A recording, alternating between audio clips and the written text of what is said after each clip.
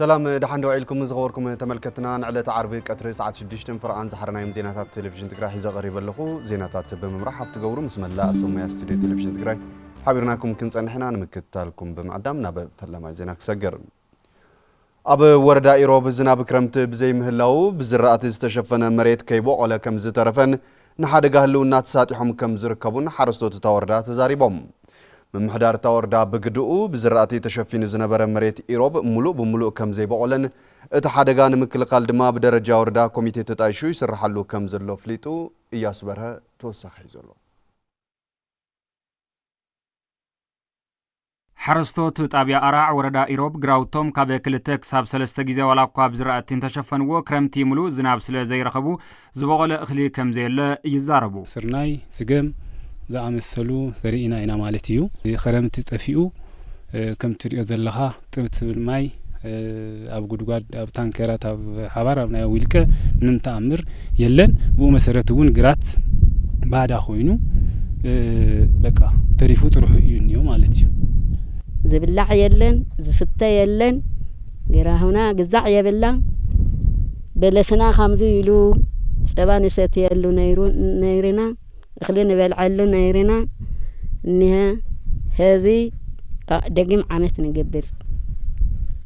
قيرتا زرينا تفيا إيه ماي سينا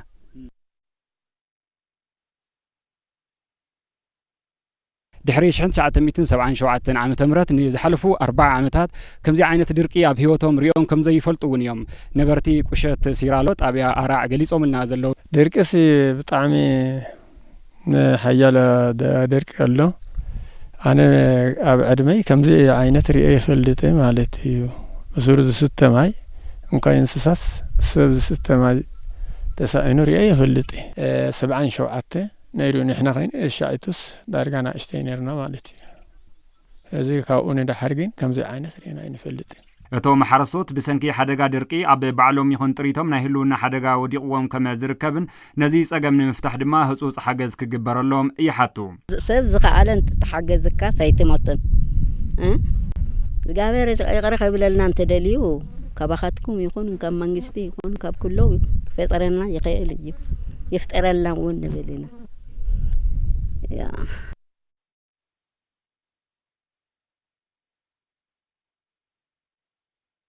بزرعتي تشفينو زنبرة مريت إيروب بسنكي سئنة زناب ملؤ بملؤ كم زي بقولن اتحدقا دما لعلى عقمي وردا بمخانو هوصوص صباو حجز كجبر كم زلو دما مختل حلافي زفر قطبا وردا إيروب ايت حسب الله بينا يصوعهم 94 هكتار يتزري زلو ግን ዜሮ ማለት እዩ በقولቱ ስለዚህ እዚ ዝበሃል ነገር የለና ብዝኽረምት ማለት ኣብ ከምዚ ዓይነት ሓደጋ ወዲቑ ዘሎ ሕብረተሰብ እንታይ ዓይነት ሓገዝ ዘድልዮ ዝብል ነገር ቁጽር ሓደት ናይ ምግቢ ሓገዝ ማለት እዩ ህዝቢ ወረዳ ኢሮብ አጋጢሞን ዘሎ ሓደጋ ድርቂ ስዒቡ ሰብኣዊ ሓገዛት ንምንዳይ ከም ወረዳ ኮሚቴ አጣይሾም ንዝምልከቶም መንግስታውን ዘይመንግስታውን አካላት ኣብ ባይታ ዘሎ ሓበሬታ መቕረቦም ኣመሓዳሪ እታ ወረዳ መምህር ኢያሱ ምስግና እየብርሁ ሕዚ ከም ጠቕላላቱ ዘሎ ሓደጋ ንምክልኻል መንግስቲ ይፈልጦ እዩ ካብውን ሓደጋ ደለዎትን ቅድመ መጠንቀቕታ ዲውን ካልእ እውን تو كفلت زقباق حجز إلى كلام حجاز سجمروا من قصقاسات اللو دمر توللتون كبابون نتايم حجز دخولو كمان نخيد زبل حفشاوي ناي من العال ناي كوميتي متياش ناي حبرتات مرداتات بمداب غراب لنا دمر جن تو ناي منقستي خال نجوتاتون حجزوا دخولو توم زلوا صقامات دمرنا وديبنا ون قريبنا له مالنا زوبا مبرق تግራይ بسنكي سئنة زناب ني حدقا درقي استقالع زوبا كما زخونتن بفلاي دما وردا إيروب نزخف حدقا استساطحت وردا كما زخونت حلافي زفر قطبا زوبا مبرق تግራይ ايت هايلاي قبر مريم يقلصو كم زوا زلوانا بطعم حدقا زودقا ورداتات اللوان تتوايلو إيروب كم إيروب كلن طابياتات اب ايدنا شوعات طابياتات اللوا ورعت لحويس حزي شوعتي انا حدقا اللوا تحدق إدنا زي اللي طابياونا حدقا يزلو انفورميشنونا لنا كتاتلونينا سلازي ندال قيداونا حدقا يزلو بسنكي حدقا درقي وردا إيروب كساب حزي زناب سلازي رخبت عب كبير حدقا كابي زلو ورداتات تقراي حانتي مخانا بيروح رشان هفتي تفطرن تقراي بشوعات نحاسة كلتشن 18 عام تمرت قليسو أنصلالي زلو دركي حدقو نمنكاي بقندو عرس مركوسا مسارت زقبرة كل مدى حرشامو غان كم زدلي بيرو حرشان هفت تفترون تقراي فليتوم بيرو نزي زبالة أب كرامات كل تشحن عصر شمونتن كل تشحن عصر تشعنتن أمتمرت إلون زنصلالو حدقا درك أملكيتو نميدياتات مبرهي أب زهابلو وانيو فساعتيون قبر أبزقي تخطاتي الولو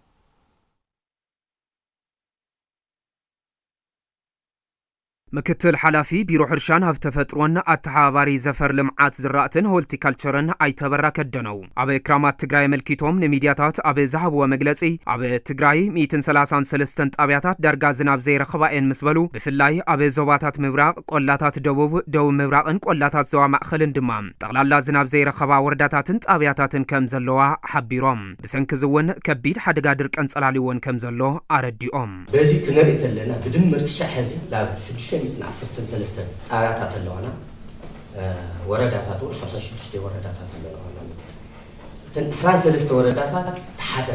ዝናብ ከም ዘለውን ይዘመላኽት ልዕሊ 133 ጣብያ ኣብ ሓደጋ ዘለዋ ጣብያታት ኣብተን 613 ጣብያ ማለት ማእኸላይ ኣለውን ብለን 375 ጣብያታት እየን ኦሬዲ ኣብተን ዝሕሻ ኣብተን 13 ወረዳታት ዘለዋ ينتن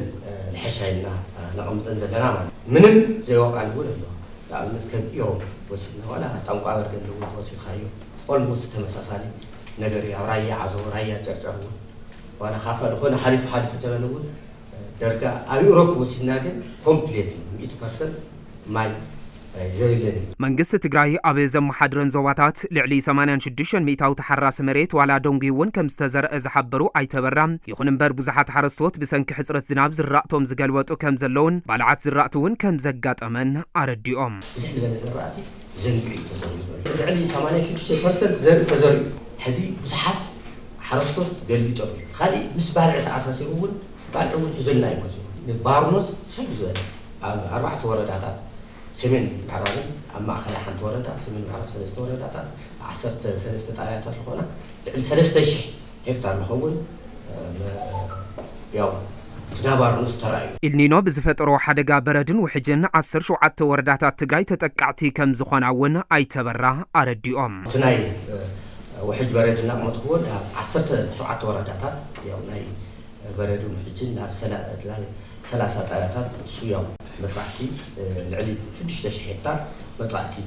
بيلي مالتي ኣብ ትግራይ ኢልኒኖ ዘስዓቦም ኩሎም ሓደጋታት ንምንካይ ካብ ባኣጉኡ ትልሚ ተዳልዩ እናተሰርሐ ከም ዝመፀ ዝሓበሩ ኣይተበራ ሓረስታይ ትግራይ ነቲ ሓደጋ ንምቕልባስ ብቀንዱ ኣብ ምውሓስ ዓርሶ ምርኮሳ መሰረት ዝገበረ ኩለ መዳይ ስራሕቲ ሕርሻ ክሰርሕ ይግባእ ኢሎም ዝምልከቶም ኣካላት ድማ ሓረስታይ ትግራይ ዘለሉ ኩነታት ተረዲኦም ኩለ መዳይ ሓገዝ ንምግባር ክረባረቡ ፀዊዖም ና መጀመርያ መከላኸልና ግን ዓርሶ ምርኮሳ ኢልና ይወስድ ውልቀ ሰብ ሃፍቱውን ንዓቅሞም كجورو مارزي دياسبورا تجري ونعالو كونتريبيوشن له بزح نجار أفتح مخاطر أساس شيء زمان خلي مدارك تأكلات بدمر جن عاوزها كل زملاء خاطر أكلات أو وش نازله تأساسيرنا تدقق فينا تقينا شبو مالته تي وقت زمان ما تعرفي كنت تزدله كيف عنا يا أخي بس حس هذه تدرك مول إن كلا خلينا أي كان صلوا أجن كنا قنص نخلينا سلامن ጸጥታን ከተማ መቐለ ወሕስን ምግባር ሕብረተሰብ ዘሳተፈ ስራሕቲ ይስራሕ ከም ዘሎ ዘፈር ሰላምን ጸጥታን ከተማ መቐለ ፍሊጡም ኃይለ ስላሴ ገብረ ሚካኤል كم كتما مغلا سلام تطان وحسن مغبار مبغست المتداليو جبنن سقات جبنن نمقناس سلام دحنتن حبرتسب نمرغاصن بمصنعتز تدغفه مدرخات تقايدوم بركت زبلو سرحت تسريحم يوم زبلو حلافي زفر سلام تطان كتما مغلا ايت رده يفصا يخون بر اب كيد مغبار سلام تطان زتفالالي مچبرباراتن صر حزب سرحت سرحو اكالاتن كم استرقبون اب قططر زوعلو اكالات كم زلون حبيرم خم كتمان توسيدنا زفصم غونات إذا مزفوتهم زلوا جونات حدا بزتودة حبرسنا خرعد كسجق فرح زجورو بستودة زجبر من قصة أصلي سرقي أو زي بركز ولا بوجي السرق زنور تتحزلوا مصرايلو مصراي ودا يتحزلوا ويا توزل لما الكتجين حبرسنا هاتنك الله زلوا تعيو ناب نبرتي كوحخا نيت أكلاتنا خفتنا بزبل قال يوم عندكم زحزو قال يوم بلي إحنا جرون زحزو كمزي عينت حبرة سوري ما بعرنا من قصة أكلات يوم نايز أكلات يوم اللي مسكفتهم الظرفو ناو كمزي عين سرق زاتو أكلات اللوية حبرة سوون كيل اليوم قص كا ماسك بمشفان شركوي بفوطة بمشفان زفت أم تجواري حزن إحنا من محوري نازل لنا كله نايز أكل عدك حزن كأساس تشوفينه زبال من كأساس أي فكر تتشوفينه أنت حبرة سوت وقام أخذ الله تشوفين كاز بهالقلقلات يلا قلت صخين كان حبرة سما قرابي سلزن كم زي مسألة تكبرت وكتمنا استفدت أما جوانات اللوعين أو زوجي الذي أتيم بوجي السود بس الصور قزنورون أو تحتوص زوجنا يعملوا بتعم سفيح راح أتي خد اللي صارت هزوز نقص أصل جند ركوب مستلاي سور من قص أصل جورو وشتنا نبدأ كنا وزن قص أصل أكلاتنا اللي زيون كفتهم زطنا عنا يوم ستحزون اللي بدمر كالتنا يوم من تقالون الله قال إخاب بورصة عندك أنستيو سلك حس كانت تنقص أسكا بموتر بباجاجينكم زعيت نقص أصل رينا لنا تختمه أو كمزي سماري موتر باجاجين تتحزلوا يعني نزو كبن زفتصمن أب مچوروار استوافرو أكلاتن ممهرس قمتا موساد كفتتات اللو زبلو حلاف زفر سلامن تان كتما مغلا أيترد هيفسا فتحي كنقس مرمرتي عقب تحقن ديانن زتوادد سراح مسراح يحتتي لهم أنا يفتح أكلاتنا زولو تطرطر تحصلو نتحبر السوزين مرحقا وسقوم تخصر له مقباري أو زولو ميزانونت زي حلقن تحبر السونا بدن بيزرع له عقبتي يقول سلازم مزنا يفتح سرعتنا زلو كبت تجون في الصيمام ممهراي سقومتي كوسر لمنا يمقار قداون مرماري عكاو حقي دانيا خن كات أساسيركا نقدمي تحشة وصيت نمسا زخل مستنا يفتح حركم يتون مرد أنا جونا نخزل لنا كدنا خير ناس جون في الصيمو كركوت لنا نتحور السب خز زخل ممهراي سقومت خسر الله سلام تسطان كتما مقله وحسن مقبار حفرت سب بزساتفه كاب تحتك سكاب العلي بزتوادد سرحه تسطان مستاف يسرح كم زلون اتم حلافي املقيتم زناي بلوكو ورادوا لمعت كجله دق انستيو قتري شفان كوا صغور لوات جون كفصم زخل كوتاس زل منقصاص كلتي نايتي بلوك تندق انستيو ببتارا نواصا تناي قتري فيت لفيت حلاوه خغبرا تنايلي تدما تناي دق توعتيو بغلوتومن بغنزبن زغبر حلوا الله زي بزريات يكون سفتحنت بلوك ناي على حلوات اللوا مالتي او زي محبرسبنا خم كتما توسيدنا بتاع بركز ولا بغنزب بغلوت يلون بحواريتا بعينت او ناي صتا سرحتي يساتف اللي زي ناي على عبي زخونه تارا او جن الناس او وحسلام مفتار ناي على عبي تارا صاو زلو غدايو سراويت تግራይ بحيل سبن ناوتن نخطناخرن كم حزبي بستودب منغدي دجنن ግንባርን ስራሕቲ የሳልጥ ከም ዘሎ መምሕዳር ክፍለ ከተማ አይደር ፍሊጡም ተስፋይ ታደሰ ተወሳኺ ዘሎ በብመድረኹ ዝተሳለጡም ዘተ ዘበት ንብሔራዊ ጽንተት አምጥንኻር ሰራዊት ትግራይ ሓድነት ህዝብን ምውሓስ ሃለዋትን ድሕነትን ትግራይ ዝምልከቱ ጉዳያት ብሰፊሑ ተዘትዮም ናብ ሓደ ምርድዳ ዝመጸሉ መንባሩም አምሓዳር ክፍለ ከተማ አይደር አይተሃፍቶም ወሬታ ይገልጹም አፈላላያት ሽግራት ብኻልኣይ ሳልሳይ ደረጃ ብምስራዕ አፍስ መሰረታዊ ዝኾነ ንኹልና ከምህላው ከጥፈና ዝኽእል ጉዳይ ህላውና መሰረት ጌርና ንኺድ ብዝብል دارجا كل حزبنا حد زمصلو كنتات نتفطر مصيلو مالتي سراوت تግራይ بحيل سبن ناوتن كطناخر حزبي بستودو منغدي دجنن ግንባርን ክኸውን እትክፍለ ከተማ ግዱ ይፍጽም ከም ዘሎ ዝሓበሩ ተማም ሓዳሪ እዚ ድማ ብምትሕባር ህዝቢ ምትእኻብ ሓገዝን ምጥንኻር መደብ ምስላፍን ይቕጽል ምህላው አረድዮም ሓደ ናይቲ ብልሕጫፍ ናይቲ ቃልስ ኮይኑ ኩሉ ነገር ታዘላቱ ህይወትን መኽፋል ኣብ ድፋዕ ዘላ አካል እንትጎድል بحيل ሰብ ናይ ምጥንኻር አጠቃላሊ ስራሕቲ ይሰራሐሉ خلاي نزل بملو ناي لوجيستيك دغفات امنتاي صقم كم زل حزبي فلطي كافتا زلاتو بملو اغن نواصن ግንባር يدغفلو بلوجيستيكون بحيل سب ناي متنخار مدب يقصللو نموحاس حالواتن دحنتن تግራይ حزبي حدنቱ بمتنخار مسراويتو بنقحات بمسرحن دحنت تግራይ كحله كم زخيل ايتهافتم يحبرم انت تمدب حدنتنا انت نسطن طرحيو هلاونا خرغاغز زخيل زبدي تعدلنا مالتي خالي كلهم كعرى يخليهم انتن هل طرحيو زبل ነገር ግን ሙሳር ከድልዩ እንትን ህሊና ተጋሩ ትናይ ሰናይ ምሕዳር ስነት ስናይ ካሊ ሽግራት ስካልኦስ ጸገማት ሰምሞን ጎና ዝፍጠሩ ናይ ራእያ ናይ ተሐሳሰባ ትግራይ ከሻገር ይኽእል ዝብለ ተሐሳሰባውን ክመጽ እንት ኮይን እንትን ህል ጥራይ አማ አኸል ዓድ ዝርከቡ ዕጡቃት ተጋሩም ህዝብን መንግስትን ብዝገበሮ ጻውዕት መሰረት ክምለሱ ከም ዝግባእ እቶም አማሓዳር ጸዊዖም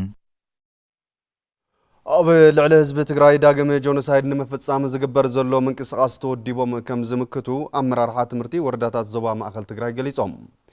ኣብ ዋናው ኩነታት ትግራይ መልኪቶም ኣብ ከተማ ኣክሱም ዘተዘካይዱ ቶም ኣመራርሓ ትምህርቲ ህዝቢ ትግራይ ንምብራስ ዝግበር ዘሎ ምንቅስቓስ ብትሪ ከም ዝኹንንዎን ነዚ ንምምካት ድማ ብውልቀን ብውዳበን ከም ዝቃለሱ ኣረጋጊጾም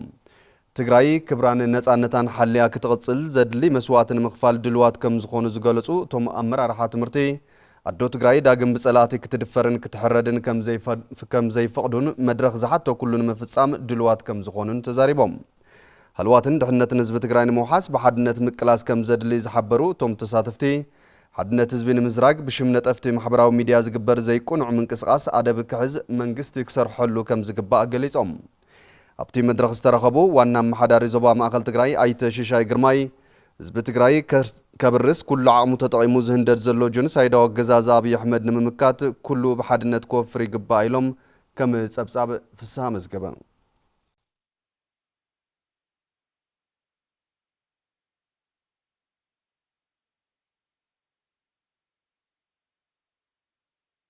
ክብርታትን ኣስተምህሮታትን ተጋድላይ መለስ ዜናዊ ተግባራዊ ብምግባር ሓምለዋይ ከባቢ ንምፍጣር ተወዲቦም ከም ዝረባረቡ መናእሰይ ከተማ መቐለ ገሊጾም ገብረ መድህን ተወልደ መድህን ነቶም መናእሰይ ኣዘራሪቦም ኣሎ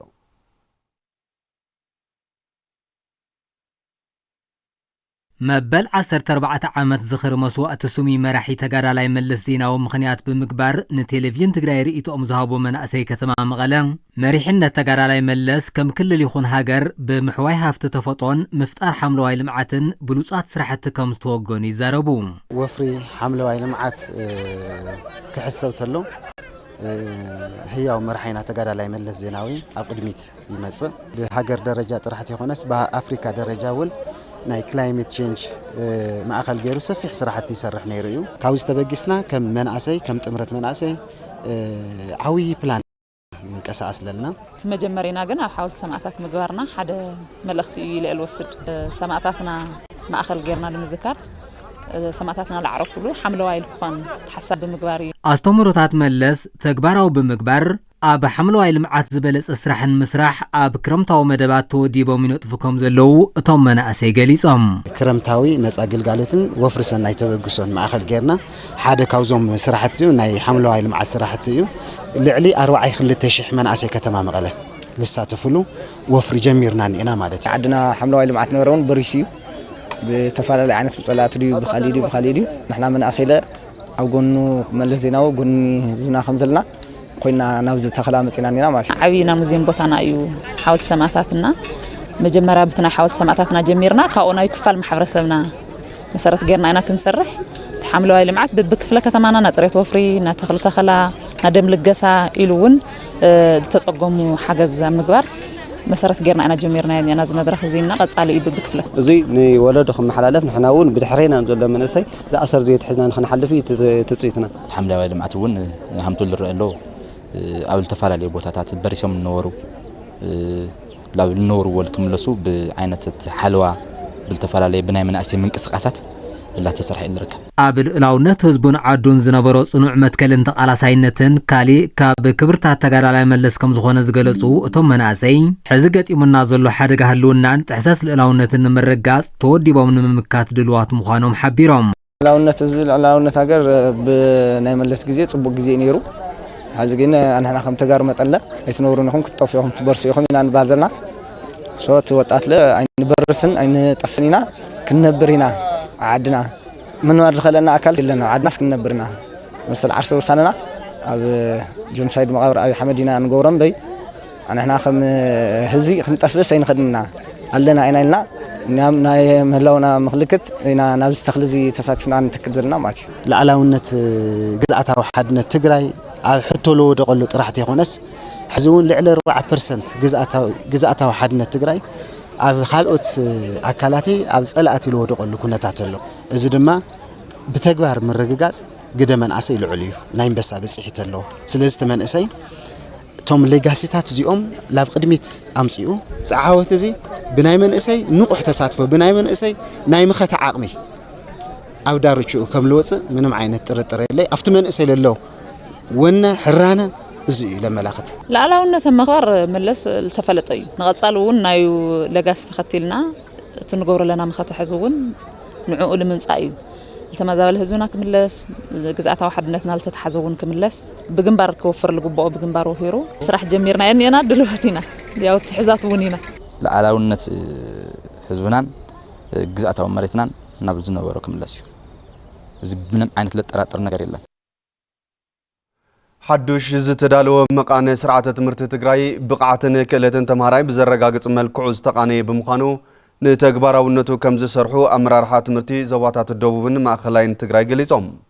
كابز تفل عليها ورداتات زواتات الدوبن مع خلن نستوكلو أمرار حاتمرتي أب زوريا مقان سرعة تمرت زاد بسلطنة تواهبو ريبورتراتنا ككاب كباب ينزل أخوات أبصاب ياسبرها كم ساب كاربوي ካብ 14 ወረዳታት ዞባ ደቡብ ዝተወከሉ መምህራንን ኣመራርሓ ትምህርትን ኣብ ዙርያ ተማሓይሹ ዝወፀ ሓድሽ መቃን ስርዓተ ትምህርቲ ኣመልኪቱ ኣብ ከተማ ማጨው ስልጠና ተዋሂቡ እቲ ሓድሽ ስርዓተ ትምህርቲ መምህራን ተኮር ከይዲ ምምሃር ምስትምሃር ብምምሕያሽ ክእለትን ብቕዓትን ተማሃራይ ብዘረጋግጽ መልክዑ ዝተቃነየ ብምዃኑ ንተግባራውነቱ ብዕቱብ ከመ ዝሰርሑ ተሳተፍቲ ይዛረቡ ታይ ፈሊጡ ተለይኾነስ ብምንታይ በቂዑ ብተወሳኺ እውን ናይ ሞያ ትምህርቲ እውን زحاوسه ስለዝኾነ ቶም ተምሃሮ ካብ ክልስ ሓሳብ ብተግባር ዝተደገፈ ትምህርቲ ተማሂሮም ኣብ ጠቃላሊ ኣብ ማሕበራዊ ኢኮኖሚያዊ ፖለቲካዊ ዝሐሸ ለውጢ ከምጽእ ዝኽእል ስርዓት ትምህርቲ ኢና ስልጠና ተዋሂብና ዘሎ ተምሃራይ ተኮር ብምዃኑ ብጣዕሚ ጽቡቕ እዩ ተመምህሩ እውን ጽቡቕ ዜጋ ኣብ ምህናጽ ባዕሉ ተምሃራይ ተመራምሩ ስለብሎላ ሓጋዛ ይኾይኑ ኣብቲ መምህሩ እውን ዓውይ ስብዕና ስለዳላብስ ጽቡቕ ስርዓተ ትምህርቲ ድኖ እድብል ስሩ ኣብቲ ተምሃራይ እውን ርእሱ ንኽፍትሽ ባዕሉ ንኽፍትሽ ኣብዚ ጽሬት ትምህርቲ ለውጥ ንኽመጽእ መሳርሒ ኮይኑ ከገልግል ይብል እምነት ኣለኒ ኣብ መምርሒ ማሕበራዊ ጉዳይ ዞባ ደቡብ ጠማቲ ትምህርቲ መምህር ሰማን ሞላ ተማሓይሹ ዝወፀ መቃን ስርዓተ ትምህርቲ ባህሊ ህዝብን ታሪኽን ኣብ ግምት ብምእታው ተጸኒዑ ዝቐረበ ሓድሽ ወለዶ ብፍልጠትን ምርምርን ኣብ ምህናጽ ዓርሱ ዝኽኣለ ኣበርክቶ ከመ ዘመዝግብ ይሕብሩ ናይ ህዝቢ ባህጊ እውን እኒሄው ታሪክ እኒሄው ድሌት እኒሄው ስለዚ ንሱ ኣብ ግምት ዘእትወን ተጠቃላሊ ዘጋጠምና ጸገማት እውን ኣብ ግምት እትዩ ብጽንዓት ማለት እዩ ዓበይቲ ምሁራን ተሳተፉሉ ዘጽንዕዎ ኣብ ዓዲ ጥራሕ ኣይኮነን ብደገ እውን ተጸኒዑ ትጋፕ ተራእዩ ነቲ ጋፕ ዝምልእ መቐን ስርዓተ ትምህርቲ ይወጽዩ ስለዚ ኣብዚ ማእኸል ገይርና ክንሰርሕ ኣለና ብተዘማዲ ዜና መምህራንን ኣመራርሓ ትምህርትን ዞባ ሰሜን ምዕራብ ትግራይ ኣብ መቃን ሓድሽ ስርዓተ ትምህርቲ ስልጠና ምዕበይ ዓቕሚ ዝተዋሃቦም እንትኸውን ተወዳዳሪ ተምሃራይ ኣብ ምፍጣር ዝለዓለ ግደ ከመ ዝህልዎ ድማ ይገልጹ ከመይ ገርገት ትምህርትን ኣብ ተግባር ተውዕሉ ድሓር ድሌታት ከመይ የነፍዕ ንሱ ድሌታት ናብ ተግባር ድሓር ምስጋር ኣብ ምንታይ እዩ ፖዚሽኑ ንሱ ናብ ስርዓት ድራይቭ ትምህርቱ ናብ ስርዓት ድራይቭ ገይሩ ዝወፀሉ ከይዲ ምምሃር ምስትምሃር ገይሩ ብጣዕሚ ጽቡቕ እና በቲ ዝተነፀረ መፍትሕታት ተዋሂቡ ብኡ ንኸደሉ መንገዲ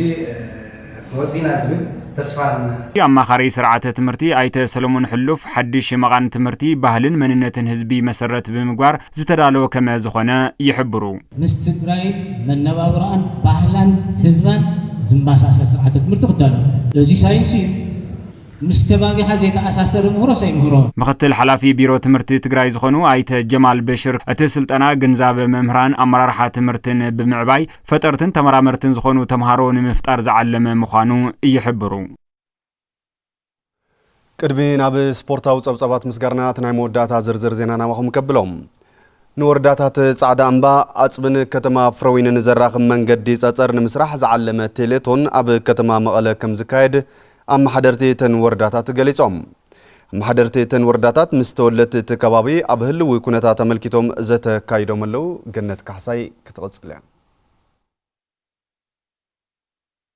ንወረዳታት ጻዕዳ እምባ ኣጽብን ከተማ ፍረወይንን ዘራኽብ ጸጸር መንገዲ ንምስራሕ ዝዓለመ ምትእኻብ ቴሌቶን ካብ ነሓሰ 30 ክሳብ ጳጉሜን 1 ኣብ ከተማ መቐለ ከም ዝካየድ ተገሊጹ ኣማሓደርትን ተወለድትን እተን ወረዳታት ኣብ ንጹርነት በጀት ጽንዓትን ዲዛይንን እቲ መንገዲ ብሕብረተሰብ እቲ ከባቢ ዘለዎ ቅቡልነትን ኣብ ምጥያሽ ኮሚቴን ኣመልኪቶም ዝተመያየጡ እንትኾን ኣብ መንጎ ሰለስተን ወረዳታት ዝነበረ ጥንኩር ማሕበረ ቁጠባውን ፖለቲካውን ምትእሳር ብሰንኪ ጸገም መንገዲ ክቋረጽ ምኽኣሉ ስዒቡ ንዓመታት ሕቶ መንገዲ ከም ዝነበሮም ተወለድቲ እተን ወረዳታት ይገልጹ። ዘመናዊ ሕርሻ ድዩ ትምህርቲ ቤት ድዩ ጥዕና ትካል ድዩ ከይስፋሕፍሑ ሓደ ዓቢ ጠንቂ ኮይኑ ነበረ بعوي خاطر وزل محاورسب تنزر كان زفرين فريات نابعدا قلطيفو نخيقربن بغيزه نخيقربن محاورسون يلعلو مخون سلازي زي قدس حسابي اتو صرغا ناي فروين دران سرحو زلنا خبابي ناي نغدي ناي منقسقاس بحر زلو محاورسوي غندما بزو مخنيات زي لوم بغرها خيركا نغد دخل نجر سلازي يله ኢኮኖሚ ላደቀቀ መጽኡ ማለት እተን ወረዳታት ዓበይቲ ሃፍታት ተፈጥሮ ዝወነና ግን ድማ በሰንኪ ጸገም መንገዲ ዛጊድ ተረባሕነትን ዘያረጋገጻ ምዃነን ዝገለጹ እቶም ተወለድቲ ሕብረተሰብ ከባቢ ካብቲ ዝህነጽ መሰረተ ልምዓት እንታይ ከም ዝረባሕን ኣድላይነቱን ብዝግባእ ፈሊጡ በዓል ዋናት ኮሚቴ ክኾን ጸዊዖም ወላ ፈታን ሰዓት ኮይና ዕዊትና ትልደልና ነገር ለኽንመጽሕ ኩለና ብእጃምና ክንጽዕር ከም ለለና ሓሳብ ገልጽ ልደል ኣብ ትሕቲ መሬት ዘይተፈተሹ ሃፍታቱን ክርከውሉ ዝኽእሉ መማረጽ ናይ እንጀራ መማረጽ ናይ ሃፍቲ ክኽፈተሉ ዝኽእል ዕድል ዝኸፍት መንገዲ እውን እዩ ማለት ንዓመታት ምላሽ ዘይተዋሃቦ ሕቶ መንገዲ ሰለስተን ወረዳታት ብዓቕሚ መንግስቲ ጥራሕ መምላስ ዘይከኣል ብምዃኑ ሕብረተሰብ ኣብ ዓብዪ ጸገም ምጽንሑ ዝገለጹ ኣመሓደርቲ እተን ወረዳታት ንህዝቢ ተወለድትን ፈተውትን ብምልዕዓል ምትእኻብ እቶት ንምክያድ ምውሳኖም ገሊጾም ካብ ሓውዝን ጥራሕ ዘይኮነስ ክሻብ ወርዒ ጸፍሒት ሒዝካ ክሻብ ናይ ዓፋር ዘሎ ቦታታት መሰረት ማእኸል ተገይሩ ንሳቶም እውን ዘቕረቡናሎ ሕቶ ቅቡል ገይሮም ኣብ ዝግበር ቴሌቶን ማእኸል ጌርና ክንሳተፍ ምሳኸውን ኮን 10 ክንቕመጥ ክንከልና ዝብል ነገር ማእኸል ተገይሮም كم محدار كتما حوزين كمون شامبر نقاد كتما حوزينون أقاتامي بزقال أتيام سلزلو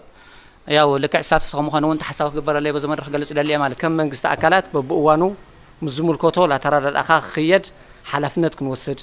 كوا حلفون تون كوميتيتات من محدار فلوت أخو ولا زبل تخكليو مستمم محدار أكل تناويون خور سلز قبام زيون ياو أفلوت أخو مخانا كقلت إيه دلي نورداتات ጻዕዳ أمبان أزبن كتما فروينن زراخب أب فراون درازهنت زصر منقدي أستات 29.5 كيلومتر كم زشفنن لعلي 9 مليون بر بجت كم زحاتتن دما أبت مدرخ تقليتو زيناتات سبورت نزقرب لنا مسارحتنا سلومنا اسم الله شمس جيناز غوركم تملكتنا نزعلت زي زحرنا يوم زيناتات التلفزيون تقراي زوم كساب حجز تخطاتلكم وميمسل نيرم سلات مكتالكم كبرت يابلنا ببزلخمو بروح معلتين